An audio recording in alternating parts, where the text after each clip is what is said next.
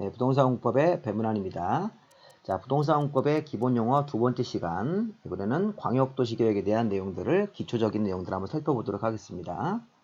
자, 우리 광역도시계획이란 인접한 2개 이상 특별시, 광역시, 자치시와 자치도, 시군.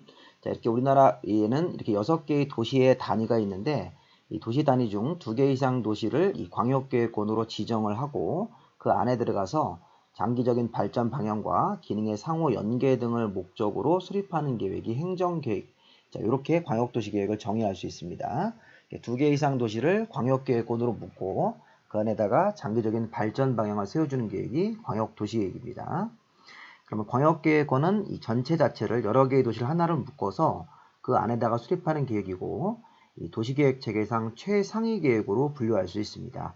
자, 우리 나중에 이제 배울 건데 광역도시계획은 도시기본계획이나 도시관리계획보다 높은 최상위 계획 성격을 갖습니다. 자, 다음. 자, 우선 광역도시계획을 수립을 하려면 광역계획권을 먼저 지정을 하고 광역도시계획을 수립을 해야 된다. 이렇게 우리 수업 시간에 배우셨을 겁니다. 처음 공부하실 때는 광역도시계획을 수립을 먼저 하는 게 아니라 광역계획권을 먼저 지정합니다. 자, 이 그림에서 있는 사례가 실제 사례인데 우리나라에 서울특별시 또는 인천광역시 같은 도시, 또 경기도에 여러 도시들이 있습니다. 여기 뭐 성남, 용인 제가 몇 개 대표적으로 써놨는데, 자, 우리 서울특별시, 그 다음에 인천광역시, 그 다음에 이 경기도 쪽의 주변 도시들의 기능을 연계하기 위해서 서울을 중심으로 이렇게 묶으면 우리가 서울권인 광역계획권이다 이렇게 부를 수 있고요. 또 여기 옆에 보시면 자, 전주를 중심으로 해서 전주, 김제, 군산, 익산시하고 완주군 이렇게 5개의 도시를 묶는 경우도 있습니다. 우리나라에 이런 2가지 케이스로 광역계획권이 지정되는데 광역계획권을 정할 때는 제일 중요한 개념이 관청입니다. 자, 여기 보면 서울특별시, 인천광역시, 경기도 쪽의 도시들이 포함되어 있으니까 해당 지역보다 상급자인 국토부 장관이 광역계획권을 정하고 전주, 김제, 군산, 익산, 완주 같은 이렇게 5개의 도시가 묶일 때는 이 해당 도시의 상급자인 도지사가 광역계획권을 정하는 겁니다. 광역계획권은 서울 같은 케이스는 국토부 장관, 그 다음에 전주 같은 케이스는 도지사가 광역계획권을 정한다. 이렇게 우리나라 광역계획권은 이거 말고도 또 여러 가지가 있습니다. 뭐 부산권이나 대전권이나 광주권, 대구권 이런 지역도 국토부 장관이 광역계획권을 정하고 또 청주권 이런 지역 같은 경우는 도지사가 광역계획권을 정한다고 제가 수업 시간에 얘기했으니까 그런 내용들 보시면서 처음 제 수업을 듣는 분들은 이렇게 2가지 케이스만 기억을 하시면 좋겠습니다. 자, 뒤에 보시면 광역계획권의 지정권자 한번 다시 한번 보겠습니다. 자, 좀 전에 우리 광역도시계획을 수립하는 장소가 광역계획권이라서 광역계획권을 먼저 지정을 하는데 광역계획권이 2개 이상 시도에 걸쳐서 지정되는 케이스. 자, 이게 바로 서울권입니다.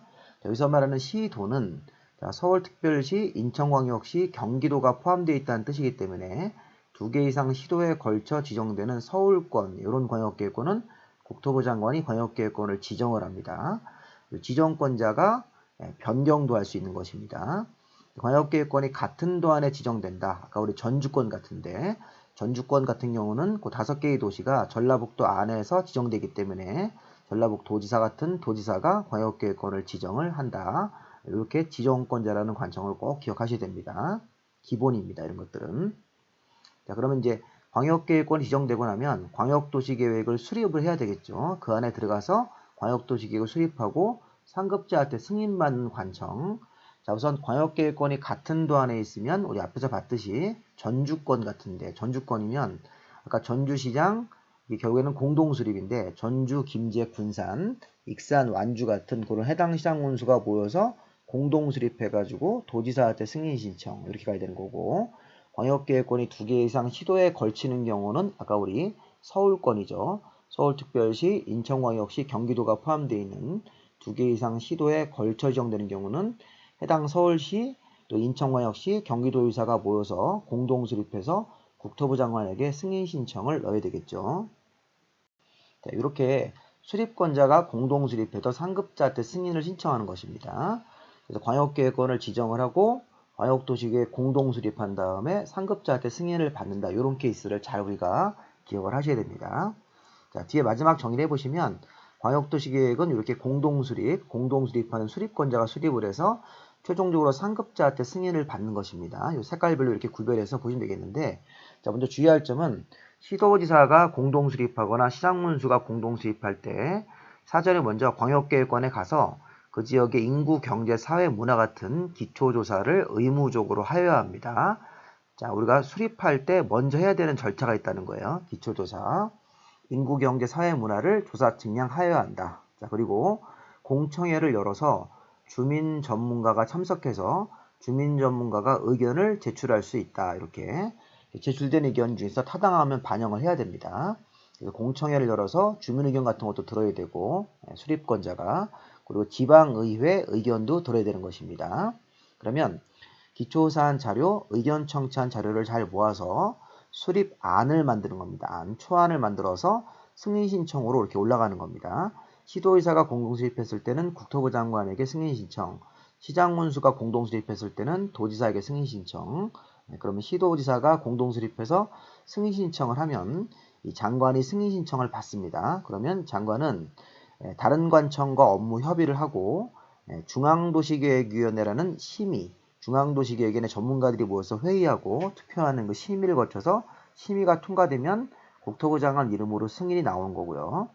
또 시장문수가 공동 수립해서 도지사한테 승인 신청을 하면 도지사가 다른 행정기관들하고 업무를 협의하고 지방도시계획위원회 심의를 거쳐서 심의가 통과되면 도지사 이름으로 승인이 나오는 겁니다.